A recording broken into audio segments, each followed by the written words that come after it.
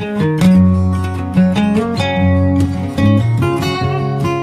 दोस्तों, आपका मेरे हिंदी की दुनिया में एक बार फिर स्वागत है। दोस्तों, पिछले वीडियो में हम यह जाने थे कि आगत ध्वनियाँ क्या होती हैं और इसकी आवश्यकता हिंदी में क्यों पड़ी। वहीं तक वर्ण खत्म होता है। अब हम शब्द पे आते हैं। शब्द क्या है? शब्द वो होता है जो जिसमें हम लोग बातें करते हैं। हम लोग किस में बातें करते हैं? हम लोग शब्द में बातें करते हैं। अगर शब्द ना हो तो वर्णों द्वारा बातें करना संभव नहीं है। क, ग, म ऐसा बोल के क्या हम बातें कर सकते हैं? नहीं। हमें बात करने के लिए शब्द का होना जरूरी है, और वो भी शब्द कैसे? सार्थक शब्द। सार्थक शब्द कहने से क्या मतलब है? ऐसे शब्द जिनका कोई मतलब हो। कैसे शब्द?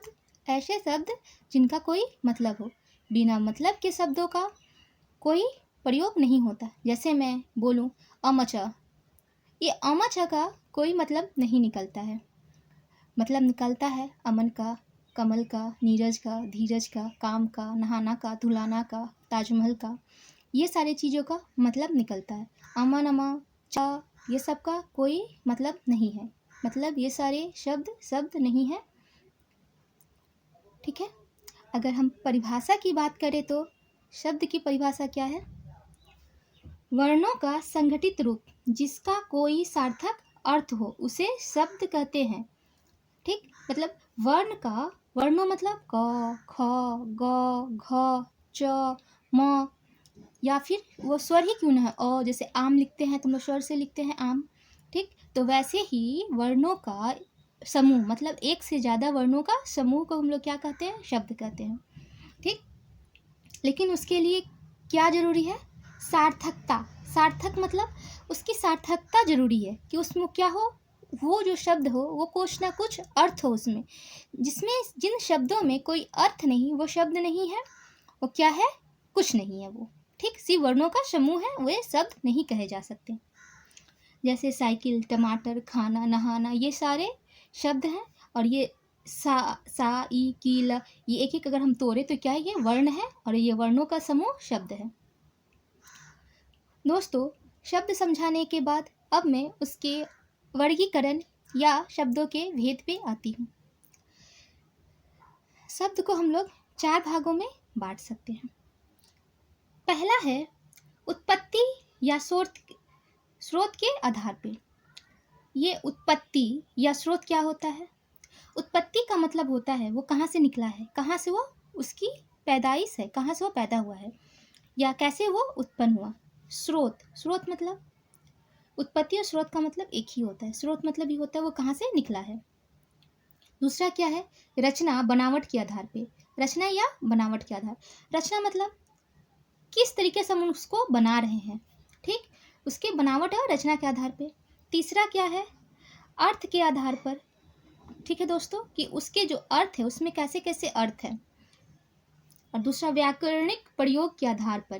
ठीक। जैसे कि हम लोग व्याकरण में शब्दों का प्रयोग करते हैं तो कहाँ पे करते हैं और उसका उस जगह पे क्यों करते हैं और उसका क्या मतलब है, इसके आधार पे भी हम लोग शब्दों को बांटते हैं। शब्दों के भेद पे चर्चा करने के बाद अब मैं शब्दों के भेद के भी जितने भेद है उन पे आती हूँ। उत्पत्ति के आधार पर शब्दों को हम 5 भागों में बांट सकते हैं। एक तत्सम शब्द, दूसरा तद्भव शब्द, तीसरा देशज, चौथा विदेशज, पांचवा संकर शब्द। रचना एवं बनावट के आधार पे हम शब्दों को 3 भागों में बांटते हैं। रूढ़ शब्द, यौगिक शब्द, योग रूढ़ शब्द। अर्थ के आधार पे एकार्थक शब्द, अनेकार्थक शब्द, समानार्थक शब्द, विपरार्थक शब्द और समरूपी भिन्नार्थक शब्द। व्याकरण प्रयोगों के आधार पे हम शब्द को 2 भागों में ही बांटते हैं। एक विकारी शब्द और दूसरा अविकारी शब्द। दोस्तों, इन सारे भेदों पे भी मैं आगे की वीडियो में चर्चा करूंगी, पर मैं एक एक करके सारे भेदों पे चर्चा करूंगी ताकि आप चीज़ों को और भी गहराई से समझ सके और अपने दिमाग में अच्छी तरह से बैठा सके, ताकि भविष्य में कभी भी आपको किसी भी प्रकार की दिक्कत का सामना न आना आए। मित्रों, ये सारे जो भेद हैं और वो प्रतियोगिता परीक्षा में भी पूछे जाते हैं। मुख्य रूप से प्रतियोगिता परीक्षाओं को ध्यान में रखकर ही मैं ये वीडियो का निर्माण कर रही हूँ, ताकि आप जितनी भी जो भी प्रतियोगिता परीक्षा दे वो उसमें आपको मदद कर पाए। दोस्तों, अगर आपको मेरी पढ़ाई गई बात समझ में आती है, अगर आप चीज़ों को अच्छे से समझते हैं और चाहते हैं कि मैं आगे भी इसी तरह वीडियो बनाती रहूं और आप लोगों के पढ़ाई में आपकी मदद कर पाऊं, तो प्लीज़ मुझे मोटिवेट कीजिए एक लाइक करके, मेरे इस वीडियो को शेयर कीजिए और मेरे चैनल को सब्सक्राइब कीजिए। Thank you.